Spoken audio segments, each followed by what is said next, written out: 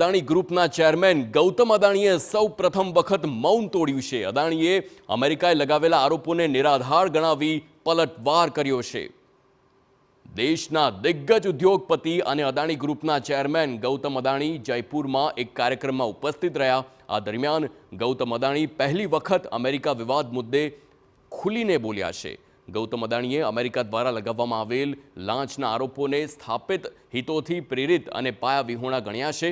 ગૌતમ અદાણીએ કહ્યું છે કે અમારે અમેરિકા તરફથી ગ્રીન એનર્જીના કામો અંગે કેટલાક આરોપોનો સામનો કરવો પડ્યો, પરંતુ હકીકત એ છે કે અદાણી ગ્રુપના કોઈ પણ વ્યક્તિ અમેરિકાના ફોરેન કરપ્ટ પ્રેક્ટિસ એક્ટ એટલે કે FCPAના ઉલ્લંઘન અથવા તો ષડયંત્રનો આરોપ મૂકવામાં નથી આવ્યો। અદાણીએ કહ્યું, આજના વિશ્વના નકારાત્મકતા તથ્યો કરતાં પણ વધુ ઝડપથી ફેલાય છે, પરંતુ અમારા સિદ્ધાંતો પ્રત્યેની અમારી પ્રતિબદ્ધતા હંમેશા મજબૂત રહી છે અને આ જ અમને આગળ વધવાની તાકાત આપે છે। We face as a set of allegations from the US about compliance practices at Adani Green Energy. This is not the first time we have faced such challenges. What I can tell you is that every attack makes us stronger.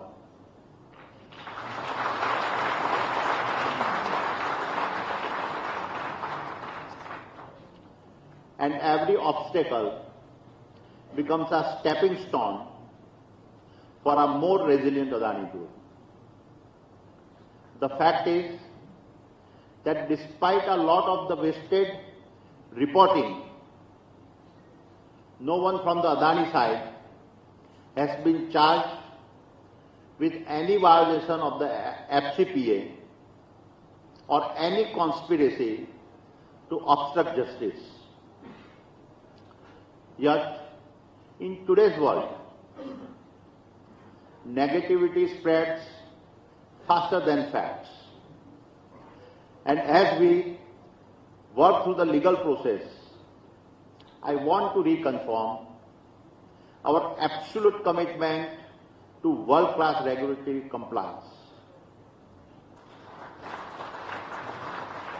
Gautam અદાણીએ તેમની સફરમાં આવેલ પડકારો અંગે પણ વાત કરી છે। તેમણે કહ્યું કે અદાણી ગ્રુપ પર ફેંકાતા દરેક પથ્થર સફળતાની સીડી બની જાય છે।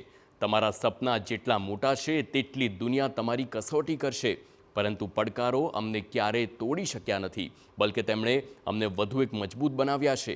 તેમણે અમને વિશ્વાસ આપ્યો છે કે દરેક પતન પછી અમે વધુ મજબૂત થઈશું।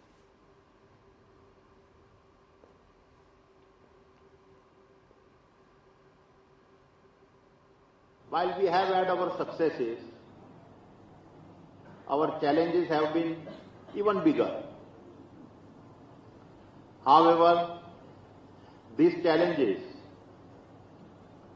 have not broken us.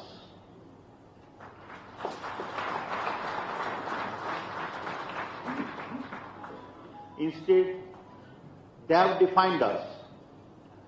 They have made us tougher and give us the unshakable belief that after every fall, we will rise again, stronger and more resilient than before. હવે સમગ્ર વિવાદ પર નજર કરીએ। આપને જણાવી દઈએ કે 21 નવેમ્બરે અમેરિકામાં ગૌતમ અદાણી સહિત 8 લોકો પર અબજો રૂપિયાની છેતરપિંડીનો આરોપ મૂકવામાં આવ્યો હતો। યુનાઇટેડ સ્ટેટ્સ એક્ટની ઓફિસે જણાવ્યું છે કે અદાણીએ સૌર ઉર્જા સંબંધિત કોન્ટ્રાક્ટ મેળવવા માટે ભારતીય અધિકારીઓને $265 મિલિયન એટલે કે લગભગ 2200 કરોડ રૂપિયાની લાંચ ચૂકવી હતી અથવા તો તે આપવાની યોજના બનાવી હતી। આ સમગ્ર મામલો અદાણી ગ્રુપની company Adani green energy limited અને અન્ય એક ફર્મ સાથે સંબંધિત છે। 24 ઓક્ટોબર 2024ની વાત છે, જ્યારે ન્યૂયોર્કની ફેડરલ કોર્ટમાં આ મુદ્દે કેસ નોંધાયો હતો, જે બાદ ગૌતમ અદાણી અને તેના ભત્રીજા સાગર અદાણી સહિત 8 લોકોનું આરોપી તરીકેનું નામ આપવામાં આવ્યું હતું। જો કે આરોપી પછી અદાણી ગ્રુપે તાત્કાલિક નિવેદન જાહેર કરીને અમેરિકન તપાસ એજન્સીના આરોપોને સંપૂર્ણપણે નકારી કાઢ્યા હતા અને કહ્યું હતું કે અમેરિકાના આરોપો પાયાવિહોણા છે। અદાણી ગ્રુપ કાયદાના દાયરામાં રહીને જ દરેક નિર્ણય લેશે તેમ જણાવ્યું હતું।